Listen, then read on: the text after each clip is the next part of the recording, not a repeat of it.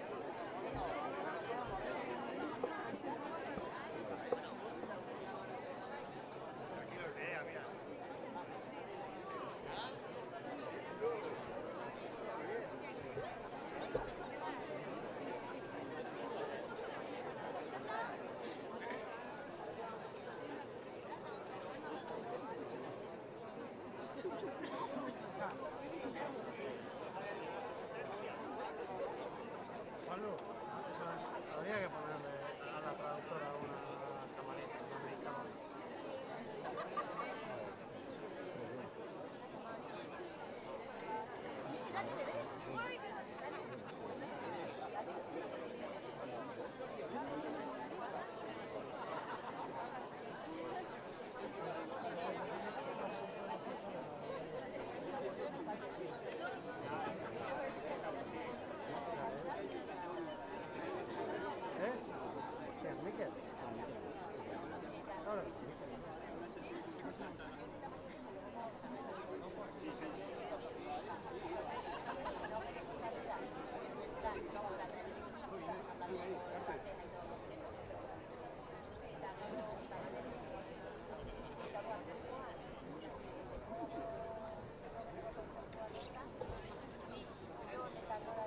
Jaun-andreok, ekitaldia hastera doa. Aurikularrak jartzea gomendatzen dizuegu. Eskerrik asko. Señoras y señores, vamos a dar comienzo al evento. Les recomendamos colocarse los auriculares. Muchas gracias. Jaun-andreok, ekitaldia hastera doa. Aurikularrak jartzea gomendatzen dizuegu. Eskerrik asko.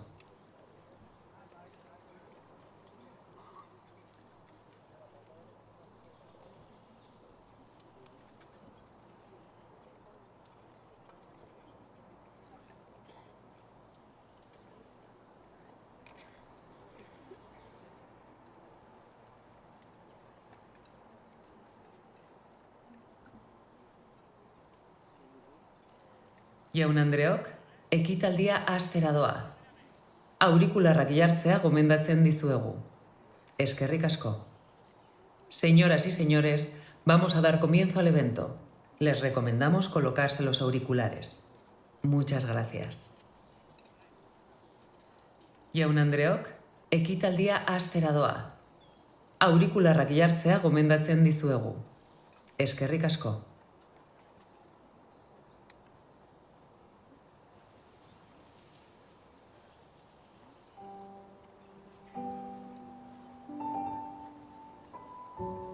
Ba al dago mugarik espirituarentzat. Espazio hori esker, egon badira unibertso fisikoan. Ez ere ez litzateke posible izango, mugen zurrumurru hori eta hoiek ahalbidetzen dituen espaziorik gabe. Baina, zer motatako espazioak ahalbidetzen ditu mugak mundu espiritualean? Barruko espazioa, kanpoko volumen positibuen ondorio eta jatorri da aldi berean. Artistari esker, gorputzaren eta arimaren arteko oreka interpreta dezakegu. Ukigarriaren eta emozionalaren artekoa. Eta gizartearen azpiko eztabaidei aurre hartzeko aukera ematen digu. Gogoeta egin eta gehien behar duenari argia emateko.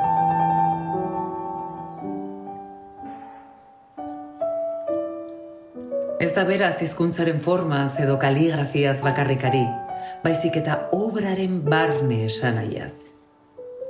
Azken batean, mundua ulertzeko dugun moduaz eta alba da, mundua bera zentzuz eraldatzeaz.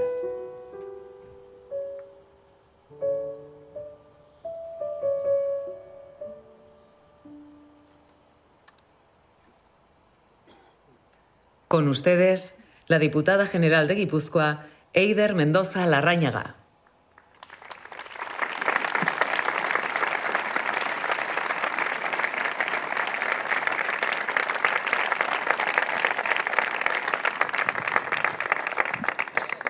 Egunon guztioi eta ongi etorri. Ongi etorria emateaz gain eskerra ere luzatu nahi dizuegu, izan ere, gaur hemen baldin bagaude, da ibilbide partekatu bat egin degulako elkarrekin. Eta beti izaten ditugu sorpresak. Danak beldur ginanea ez ote zuen euria egingo, eta zer eta eguzkia daukagu.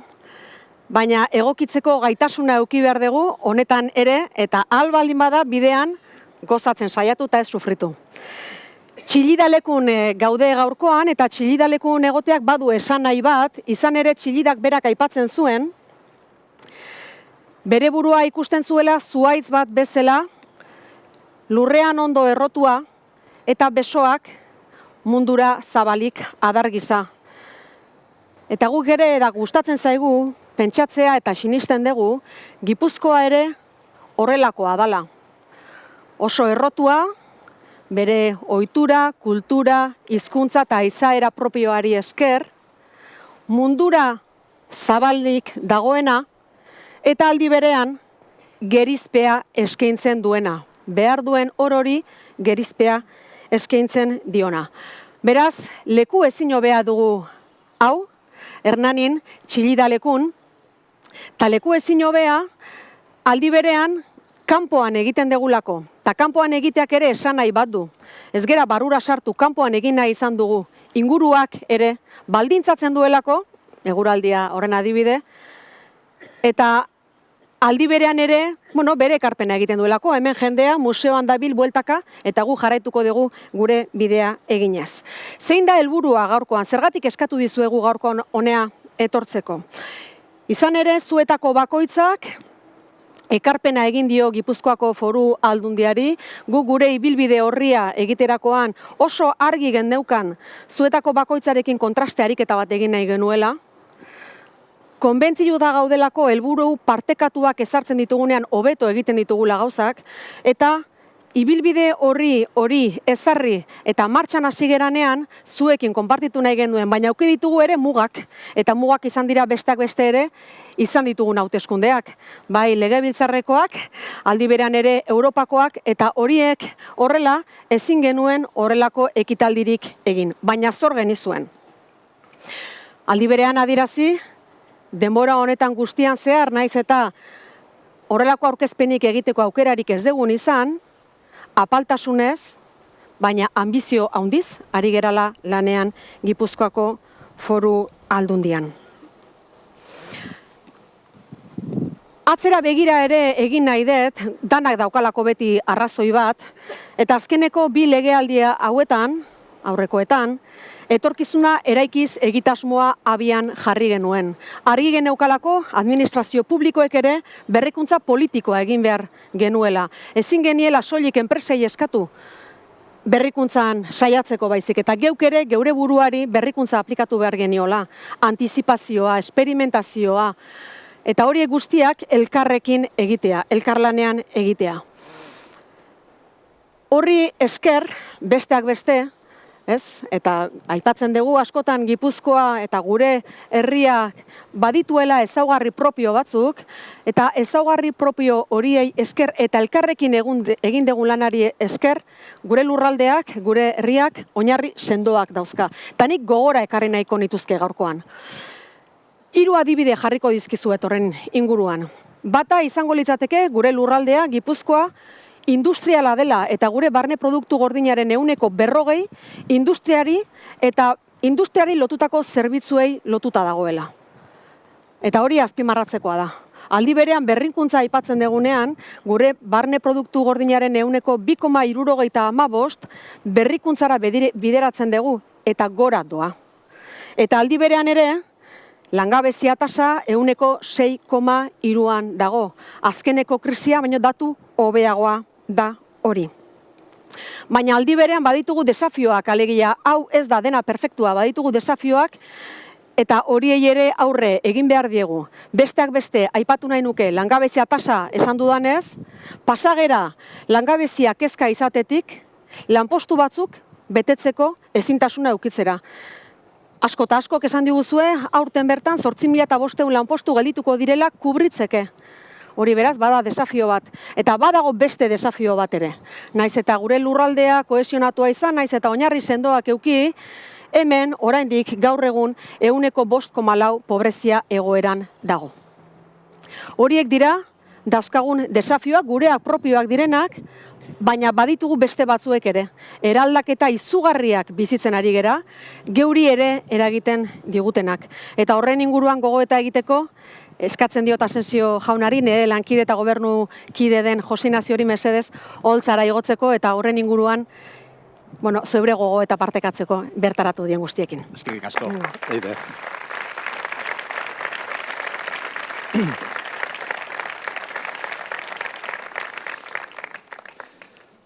Agintariok, eragile sozial, ekonomiko eta politikoak, eta bertaratu zareten guztioi beretan, mila esker eta eguerdion.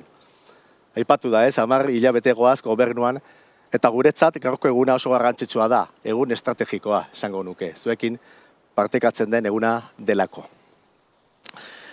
Gaur aurkezten dugun plan estrategiko hau, Gipuzkoar guztion aurrerapenerako eta ongizaterako prestatutako plan bada. Printzipioak dituen plan bada. Eta 3 printzipio nagusi aipatuko ditut. Badaude gehiago, baina 3 nagusi. Aniztasuna, aukera berdintasuna eta justizia soziala. Lehenengoa, aniztasuna eta ezberdinen arteko akordioa. Gobernu hau ezberdinen arteko akordio bada. Anitza delako gure gizartea eta gobernu hau horrela izan behar duelako. Gipuzkoa anitza delako. Bigarrena, aukera berdintasuna. Anitza gara bai, baina denok gara berdinak eskubideetan. Eta hori ere bermatu egin behar du gobernu honek. Eta hirugarrena, justizia soziala. Eskubideak babestea, duintasuna babestea da. Batez ere, behar gehien dutenentzako eta egoera kalte barean daudenentzako.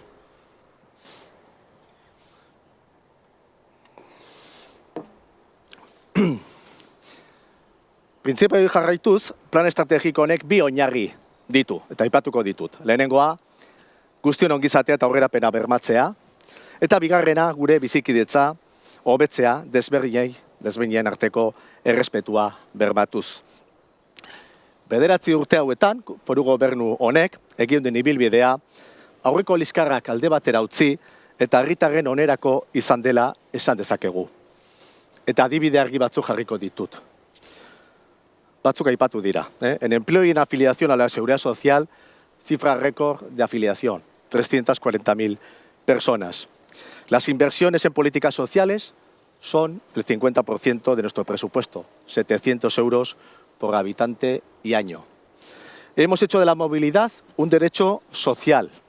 Hemos abierto la cultura y el deporte a la diversidad y a la inclusión, garantizando los derechos de todos y de todas. Haciendo frente también a la crisis energética a través de las comunidades energéticas locales en colaboración con los ayuntamientos, impulsando el autoconsumo, entre otras actividades que yo creo que son seña de identidad de los guipuzcoanos. Aurrera jarraitzeko plan bate bada, eta erronka berriei aurre egiteko ziurgabetasunak gainditzeko egin behar dugun plan bada. Pandemia bat bizi izan dugu, aipatu da baita ere, eta orain hainbat gatazka ditugu gure aurrean. Energia krisia, ezagutasun ekonomikoa, gerrak eta hainbeste zalantza ditugu gure artean.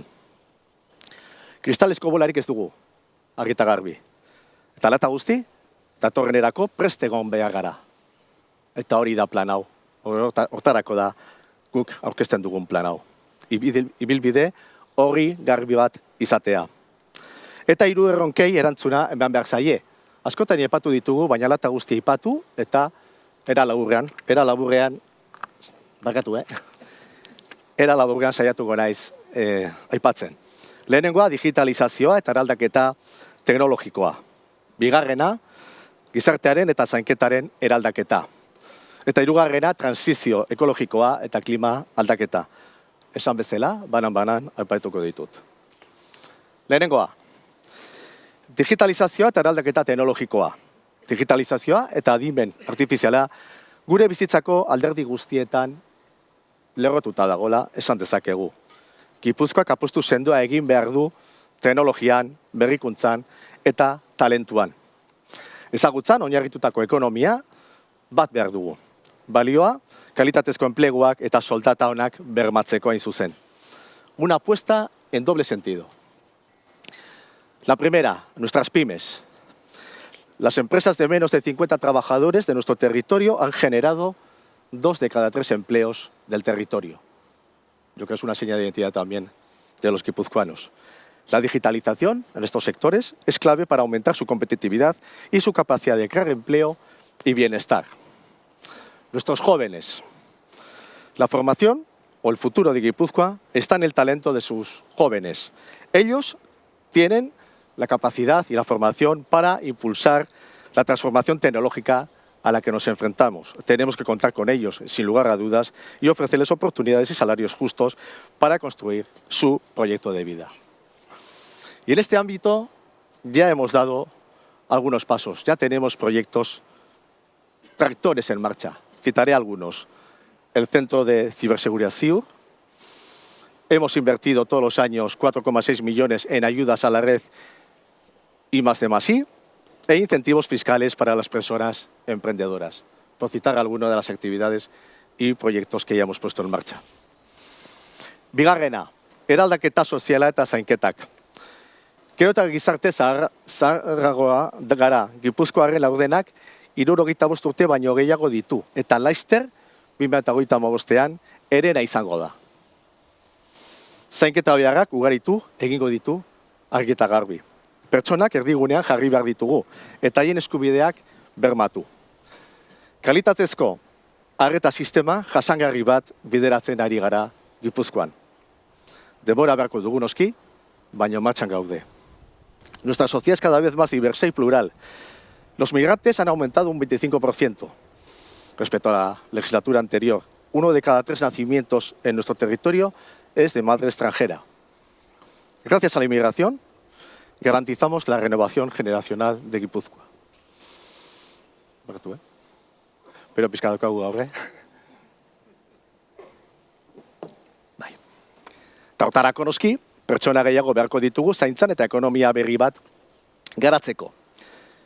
Zerbitzu gehiago emateko, aberastasuna eta kalitatezko enplegua sortuz eta arrakalak gaindituz. Bereziki, emakumeek jasatzen duten arrakala. Y aquí también estamos en marcha con proyectos tractores, que vienen de la legislatura anterior, por supuesto, pero que vamos a consolidar en esta legislatura. Citaré algunos también. Adinberri en Pasaia, un centro de investigación sobre el envejecimiento para dar respuesta a las nuevas necesidades y aprovechar las oportunidades de la Silver Economy. Arbes, la nueva residencia de Irún, que estará operativa en 2026 con 130 plazas para mayores y 26 para personas con discapacidad. Y cito Arbes, pero podríamos citar Usurbil o algunas otras, y las que vendrán y se pondrán en marcha a través de la diputada de Políticas Sociales en el territorio. El Carrequín, que trabaja para la inserción laboral de las personas en riesgo de exclusión, por citar también algunas. Eta hirugarrena, transizio ekologikoa eta klima aldaketa. 2023 urtea, historiako urterik beroena izan da. Gauzak aldatzen ez badira, Pariseko helburuak ez ditugu beteko.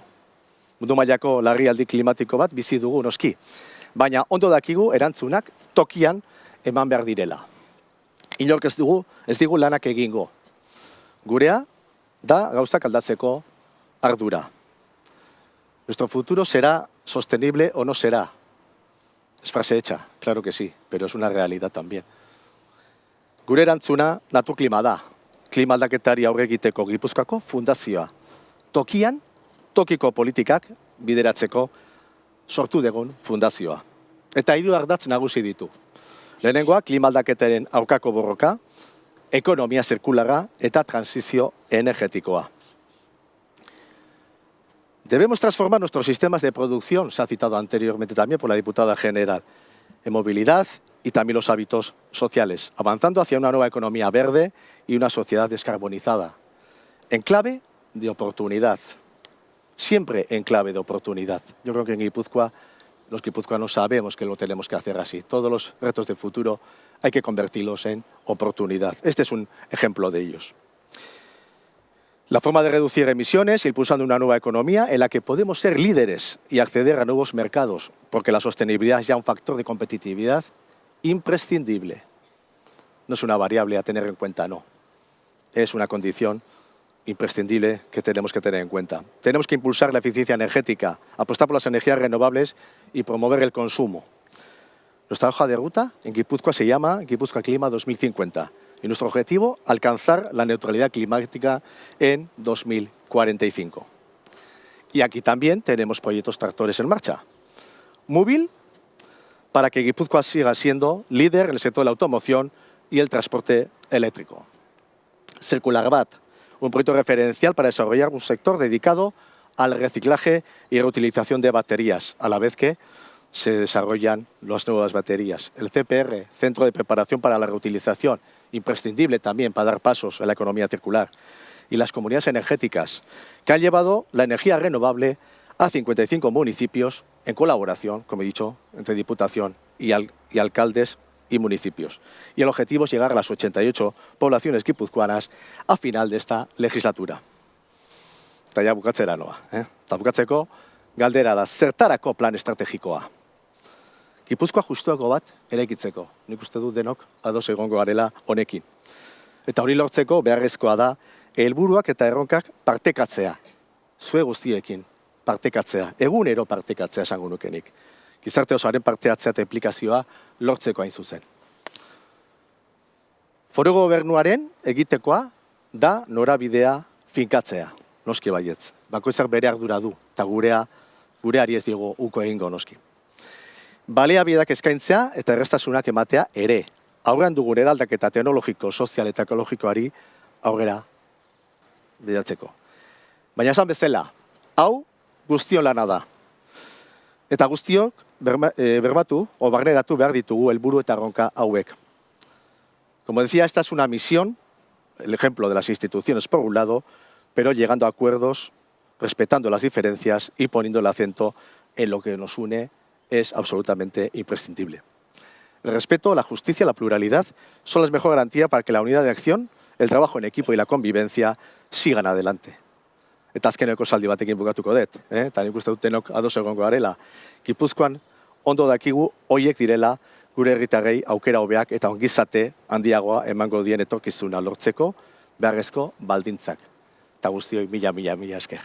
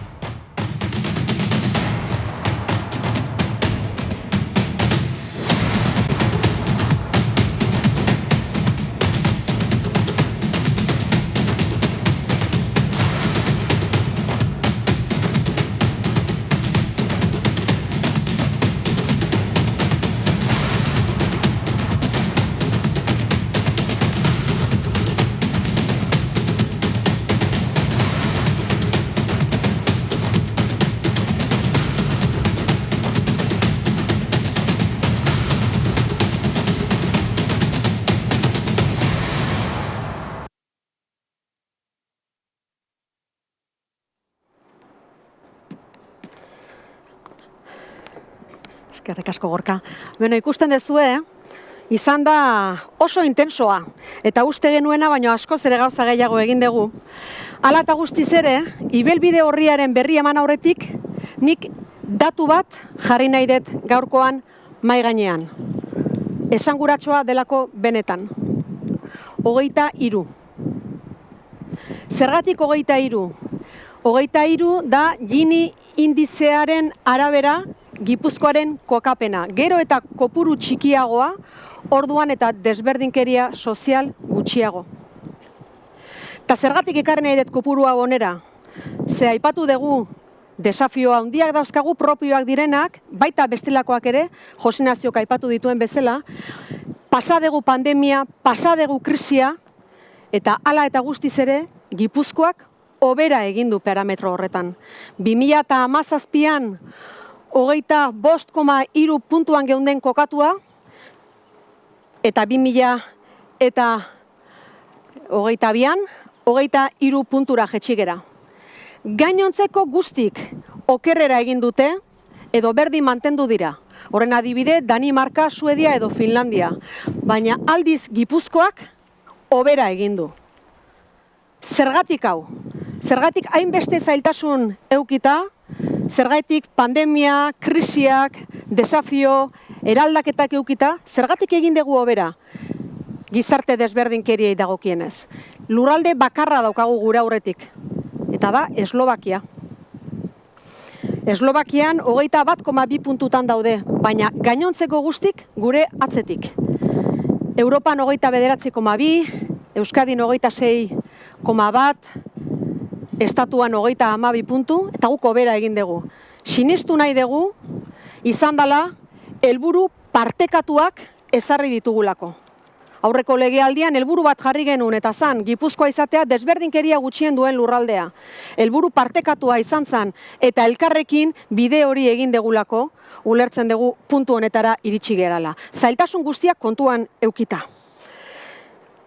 Datu ona da, baina ezin dugu autokonplazentzian erori inundik inora. Badauzkagulako ere, aldi berean, errealidade berriak. Inorketzuen esan, hau erreza izango zanik. Errealidade berriak nagusitzen ari direnak, eta leno, behintzat hainbeste indarrekin ez genituenak ezagutzen. Eta aipatuko ditut batzuk, sozialak, nahi ez den bakardadea. 55 urtetik gorako 3tik batek dio bakarrik sentitzen dela. Ez bakarrik dagoela, bakarrik sentitzen dela. Baita gaztek ere. Osasun mentaleko arazoak, nuevas adicciones, pantallas, porno, crispación social, incluso un cambio de tendencia en muchas familias en las que los padres, madres, claudican con sus propios hijos e hijas. Un perfil completamente distinto. Familias que son incapaces de sacar adelante a sus hijos e hijas y que piden amparo a la Diputación. Eso no pasaba antes. Está cambiando mucho esta tendencia. Es una nueva realidad emergente. También nuevas realidades en el ámbito económico, como pueden ser el absentismo o que no encontramos personas para cubrir los puestos de trabajo. ¿Por qué ocurren estas cosas? Geuk ere gure buruari galdetu behar diogu, ¿por qué ocurren estas cosas? ¿Por qué teniendo unas bases tan sólidas, un índice de desigualdad que envidian el resto en Europa? ¿Por qué ocurre? Porque no es lo mismo estar bien que sentirse bien. Es muy distinto. No es lo mismo estar bien que sentirse bien. Porque detrás de los números hay personas que tienen necesidades materiales, pero que también sienten y sienten también emociones. Y eso nos afecta a todas las personas. Por eso esta legislatura hemos puesto el objetivo en un concepto que consideramos que es nuevo, al menos desde el punto de vista de una administración pública, y es que ponemos el foco en el bienestar integral de todas las personas. Zer da ongizate integrala? Zer aurreikusten dugun ongizate integral bezala? Kalitatezko lanpostua, etxe bizitza duina, osasun mentala, oreka, elikadura osasuntsua, ingurune berde eta jasangarria, berdintasuna, ongizate emozionala, ongizate mentala, bizitza orekatua finean. Eta geure bizioa zer da? Hori lortzeko zer da? Zein da gure bizioa? Alde batetik aipatuko nuke komunitatea. Komunitateak behar du izan arduratsua, ardurak bere gain hartzen dituena. Berdinzalea, orekatua eta justua, bidezkoa. Taldi berean ere ekonomiak behar du izan lehiakorra, berritzailea eta jasangarria. Batak eta besteak, biek elkarrekin, denei aukerak eskainiko dizkigunak, zentzu bat bilatuz eta guztion ongizate integrala lortuko dutenak. Hori da gure bizioa. Eta nola egingo dugu? Gini indizearen erreferentziak balio digu. Alegia, zailtasun guztiak helburu partekatua finkatuz eta elkarrekin lanean gaindituko ditugu eta horiek elkarrekin landuko ditugu. Lanketa hau zuekin egin dugu, zuek egin dezuten ekarpenarekin. Eta beraz, ibilbide horri eutsiko diogu. 4 alorretan eragingo dugu. 4 alorretan ari gara eragiten. Bai? Lanean ari garelako 4 alorretan. Lehenengoa izango da zaintzarena. Bigarrena ekonomia. 3. jasangarritasuna eta 4. demokrazia. 4 arlo hauetan eragin nahi dugu eta eragiten ari gara jada. Modu eskematikoan esango dizuet, izan ere eguzkipean gaude, eta naiz eta bideaz disfrutatu behar dugun, zailtasun gehiagire ez dizuet jarri nahi. 4 lan hildo, lehenengoa esan dugu ekonomiarena, ongizatea eta zaintzarena dela, barkatu. Zein da abia puntua? Abia puntua da, momentu honetan Gipuzkoako Foru Aldundiak 30.000 eta 800 lagun zaintzen dituela, gure zerbitzuetan. 30.000 eta 800 lagun. Tendentzia ezaguna da, gero eta jende gehiago beharko du laguntza, gero eta jende gehiago beharko du zaintza, eta hau da sekulako ahalegin kolektiboa. Eta horri eusteko gaitasuna euki behar dugu. Gure posizioa horren aurrean zein da? Zein da gure jarrera? Gure jarrera da komunitate bat izango dela sendoa, komunitate bat izango dela kohesionatua, baldin eta pertsona guztiak zaintzen baldin baditu. Baldin eta ez duen inor utziko alde batera. Baldin eta zaurgarrienak ahazten ez baditu. Beraz, horri eutsiko diogu, benetako komunitatea izateari. Arriskuak, individualismoa eta egoismoa bakoitza berera jutea. Horrek eragiten dio noski alor honi. Eta zertan ari gara lanean, alegia zertan ari gara eragiten, ze ibilbide jarri dugu eta zertan ari gara lanean. Zaintzaren alorrean, hor benetako aldaketa bat egiten ari gera. Zaintza da personalizatua, norberari egokitua, da komunitatean oinarritua, horrek esan nahi du zabala interkonexioak edukiko dituena, eta aldi berean ere berrikuntzan oinarritua. Hemen ere berrikuntza. Adibide batzu jartzeagatik, etxean bizi direnen kasuan, ekosistema lokalak jarri ditugu martxan, eta horretan eskalatu nahi dugu, alegia zabaldu nahi ditugu. Zer esan nahi dute ekosistema, edo zaintzako ekosistema lokalak?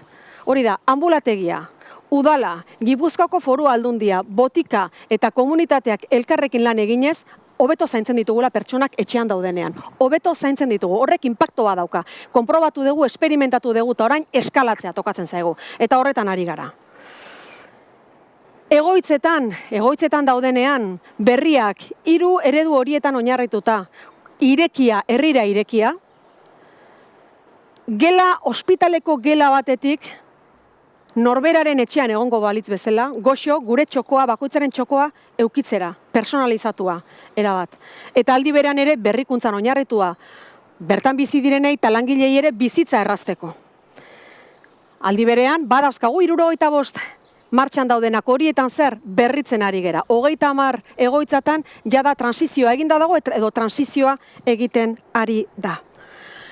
Eta aldi berean proiektu berriak, aipatu dizkizu eta errealitate berriak. Eta horiei aurre egiteko zer? Lurralde estrategia bat bakardaderi aurre egiteko. Adikzio mota berriei erantzuteko lurralde estrategia. Osasun mentalari dagokionez espazio eta formula berriak jarri osasun departamentuarekin batera. Eta ariketa fisikoa ez bakarrik lehiatzeko edo punta-puntan egoteko, baizik eta norberaren osasunarentzat, orekarentzat ere positiboa den heinean. Horretan ere lana egingo dugu. Bigarren atala, nun ari geran eragiten. Ekonomiarena dela, esan dizuet. Hemen ere, eskema berdina jarraituko dut. Zein da abia puntua? Europa momentu honetan bide gurutze betean dago. Hauteskundea pasa ditugu, honen inguruan asko hitz egin dugu, baina Europa dago Txina eta Estatu Batuen artean, gero eta txikiago bilakatzen, orain dela gutxi arte merkatuaren 25% Europarena zen, gaur egun 16%. Badaukagu zer egin eta horretan ere lanean ari dira Europan noski, hor ere posizioak irabazteko, eta Gipuzkoak bere rola eduki beharra dauke. Abanguardian egon nahi dugu, txampa hori nahi dugu aprobetxatu, eta sektore berrietan lan egin. Posizioa zein da? Gure lurraldea industriala dela. Industriari gabe ez dago ongizaterik, enpresari gabe ez dago ongizaterik. Hori oso argi daukagu. Eta arriskuak egon badaude. Eta da, Jose Ignaziok aipatu ditu, eraldaketak daude, eraldakota oso sakonak. Horietatik kanpo gelditzea izango litzateke arriskuetako bat. Eta aldi beran ere badaude humanoak. Lanarekiko harremana erabat aldatzen ari dalako. Erabat. Balio aldaketa handia dago, pertsonen balioak ere aldatzen ari dira, eta pertsonak falta dira. Horiek baditugu arrisku bezala. Zertan ari gara lanean, zertan arituko gara.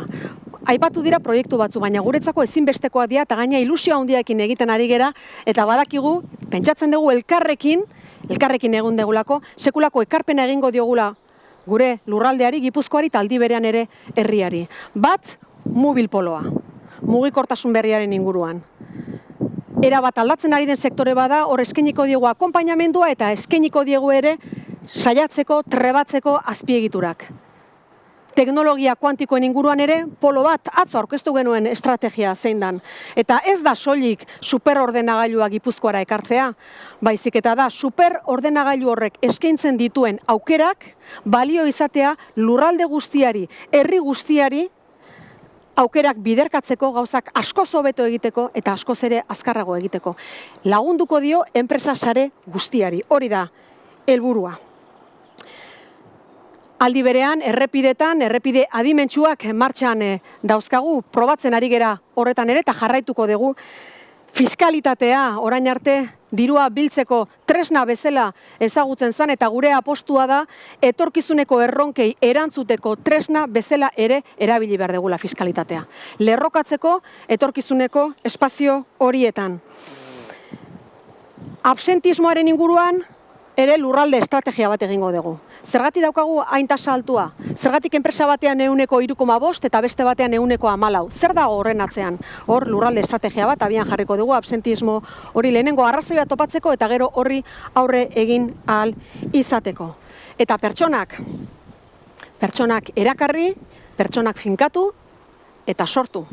Hori ere izango da eta da gure estrategiaren parte. Hirugarren elementua nun eragiten ari garen. Aipatu dugu zaintza, aipatu dugu ekonomia, eta hau izango litzateke jasangarritasunarena. Zein da abia puntua? 1,5 edo 2,8. Hor erabaki beharra daukagu. Konformatuko gera, orain arte bezala jarraitzen, eta mundu bat uzten nun ezingo dan bizi. Temperatura igoera dalata. ¿Limitamos los efectos del cambio climático o hacemos algo para evitarlo? ¿Queremos que el mundo se convierta en un lugar inhabitable? Tenemos una posición también como territorio y es alcanzar la meta de 0 emisiones para el año 2050. Por una parte porque queremos y tenemos que cuidar de nuestro planeta y por otra parte también porque tenemos un compromiso con las generaciones que vienen por detrás, con nuestros hijos e hijas, nietos y nietas. ¿Cuál es el riesgo? Considerar que lo que uno pueda hacer no va a servir de nada. Considerar que es responsabilidad de otros o de otras. ¿Qué estamos haciendo? Tenemos una estrategia de territorio para tener un territorio sostenible, verde, resiliente. Hemos puesto en marcha iniciativas y vamos a poner nuevas. Se ha hablado de Naturclima, del Centro para la Reutilización, lo ha comentado mi compañero José Ignacio.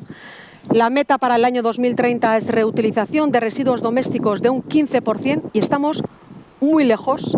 Para eso ponemos en marcha esta iniciativa, precisamente para llegar en el año 2030 al 15% de reutilización de los residuos domésticos. Transporte público de calidad y competitivo. Basotik como estrategia para conservar nuestros bosques, 62% de nuestro territorio es bosque, 80% en manos privadas, una parte importante está abandonado. Y ahí, teniendo en cuenta la aportación que hacen los bosques a la contención de las emisiones en CO2, es la estrategia que hemos puesto en marcha para cuidar de nuestros bosques. La capacidad de absorber el CO2.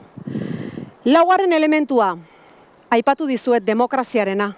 Eta demokraziak badirudi, hau politikarien edo herri politiketan gabiltzan on kontua bakarri dela eta inundik inora. Honek danoi eragiten digu. Danoi, gutako bakoitzari. Honetan ere, abia puntua zein da? Hirugarren elementua kontuan eukita, jasangarritasuna eta ikusita aldaketa klimatikoaren inguruan gogoeta egin dudala, bideo bat erakutsi nahi dezuet. Nosotros no consideramos que exista ninguna emergencia climática. El cambio climático en ningún caso es una amenaza para la supervivencia de la humanidad, es simplemente uno más entre los muchos problemas que tiene planteada la humanidad y no es de lejos el más importante. Hoy día mueren de frío 17 veces más personas que de calor, ¿no? Luego, que se caliente un poquito el planeta para empezar a reducir las muertes por frío. Das Wichtigste ist für uns Aufklärung. The most important thing is education and people's common sense. Despite relatively constant CO2 levels in the past 10 years, there have been huge variations in climate.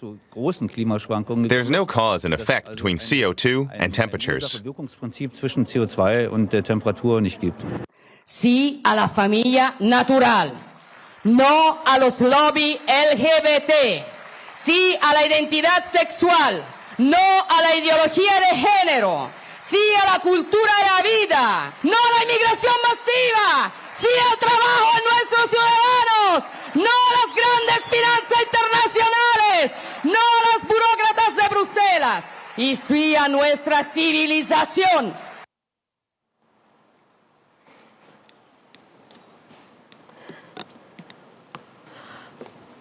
Naita aldendu naiz irudi hauetatik ez nuelako nahi inundik inora nere burua ikustea honen ondoan. Eta hau gertatzen ari da munduan, eta guk ez dugu gurean horrelako diskursorik nahi, baina gurea ez da irla bat.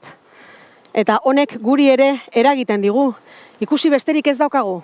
Iparraldean, eskuin muturraren gorakada zenbatekoa izan dan. Ikaragarria da, hau gurera ere etortzeko arriskua dago. Eta honek, zuzenean eragiten dio komunidadeari.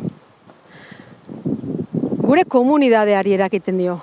Demokraziari eragiten dio. Eta demokraziaren atzean dago askatasuna, dago berdintasuna eta dago ere duintasuna.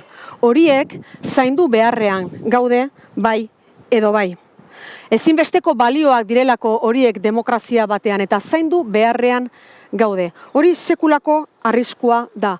Gu gizarte orekatu bat nahi dugu, justua denei aukerak ematen dizkiena. Eta beraz, hortik aldendu beharra daukagu. Gipuzkoa demokratiko, justu eta arduratsua.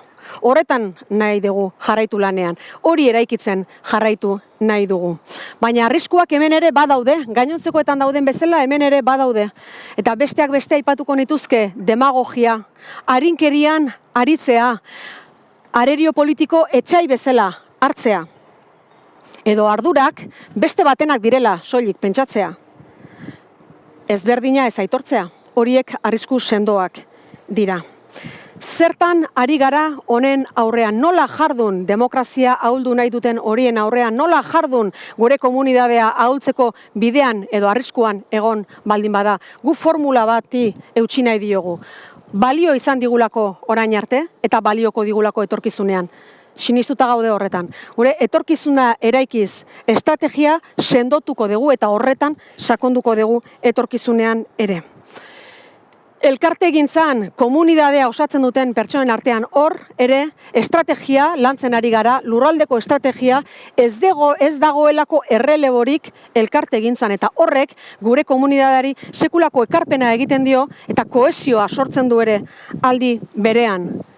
Eta Gipuzkoa arigune, eta hau euskeraren ikuspegitik ulermen universala lantzen ari gara, hori landu nahi dugu. Zergatik, iruditzen zaigulako dala ezinbesteko tresna kohesiorako hizkuntza eta aldi berean kanpotik etorriko diren gipuzkoar berriei integrazioa eskaintzeko. Ezinbestekoa iruditzen zaigu hori ere eta horretan ari gara lanean. Bueno, eta nola egingo dugu hau guztia 4 alor horietan ari gera eragiten, hori da gure nahia, horretan ari gara buru belarri, eta nola egingo dugu hori guztia. Egingo dugu elkarlanean, alegia, atzo aneri entzuten nion, aurkezpen batean, pentsatu baldin badezue orain arte egindakoarekin nahikoa zela, ez, oraindik ere zuen lankidetza beharko dugu etorkizunean ere. Alegia, egingo dugu eskutik helduta, egingo dugu elkarrekin. Egingo dugu aldi berean ere bakoitzak berea jarrita. Lan asko eta ona eginez, epe luzeko begirada batekin, eta beti apaltasunez, eta aldi berean ambizioz. 118 ekintza lerro dauzkagu gure plan estrategikoan, nik horietatik batzuk bakarrik deskribatu ditut, baina hemendik irtetzen garenean gutako bakoitzak edukiko du plan estrategikoaren laburpen bat, eta hor jasotzen dira 118 ekintza lerro horiek.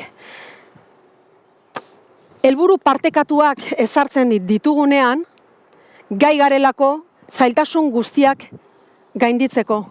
Eta baditugu balio propioak, eta badago oinarri sendoa. Beraz, zailtasuna gainditzeko, helburu partekatua eta elkarrekin egin dezagun aurrera. Baldintza materialak ez dira nahikoak, esan dugu. Alegia, pasa behar dugu ondo egotetik ondo sentitzera. Baldintza materialak ez dira nahikoak, behar dugu ekonomia lehiakorra, behar dugu ekonomia sendoa, berritzailea, baina aldi berean ongi sentitzeko bide berriak landu behar ditugu eta horretan ari gara. El objetivo fundamental es que todas las personas estén y se sientan bien. Es el objetivo principal del plan estratégico. Crear condiciones materiales para ello y al mismo tiempo abrir nuevos caminos para dar ese paso. Nos estamos dedicando en cuerpo y alma a ello en la Diputación y con vuestra colaboración. Eta nere gonbidapena zein da, ¿cuál es nuestra invitación? Seguir transitando juntas y juntos por este camino. Ha sido posible en relación a las desigualdades sociales. Lo hemos visto con el índice Gini. Todos se han ido empeorando, manteniendo posiciones y Guipúzcoa ha seguido avanzando, ha ido mejorando. Lo hemos hecho de la mano. Os invitamos a colaborar. Gure talde guztia hemen dago.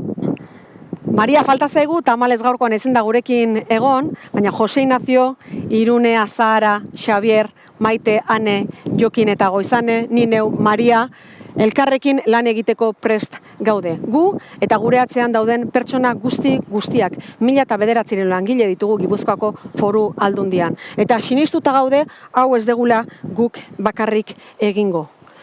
Guztion artean, ekin, zaindu eta bizi dezagun Gipuzkoa. Eskerrik asko benetan zuetako bakoitzari, orain arte egindakoagatik eta gelditzen zaigun ibilbidea gatik. Inork ez du esan erreza izango zanik, baina sekulako energia ematen du honek eta ambizio betez gaude. Ilusio pila batekin, elkarrekin egingo dugu guztia. Eskerrik asko da nahi.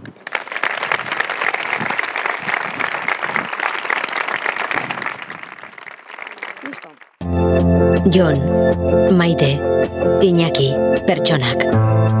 Gizartea geu gara. Gure behar, desio, itxaropen eta beldurrekin. Ondo bizi nahi dugu. Kalitatezko lana izan, etxe bizitza, zaintzak, babesa. Lana eta bizitza batera nahi ditugu. Aurrera egiteko aukerak izan, berdintasunean lan egin nahi dugu. Ondo zahartu. Inguru berde eta jasangarrian bizi. Zaindu burua eta bihotza orekan edukitzea. Ongizatea nahi dugu, baina ongizate oro ez da aberastasunean neurtzen. Pertsonak gustura bizitzeak ere adierazten du gizarte baten oparotasuna. Oparotasun mota hori da Gipuzkoan lortu nahi duguna, Gipuzkoar guztien ongizate integrala lortzeko. Eta horrek komunitate gisa batzea eskatzen digu. erakundeak eta herritarrak.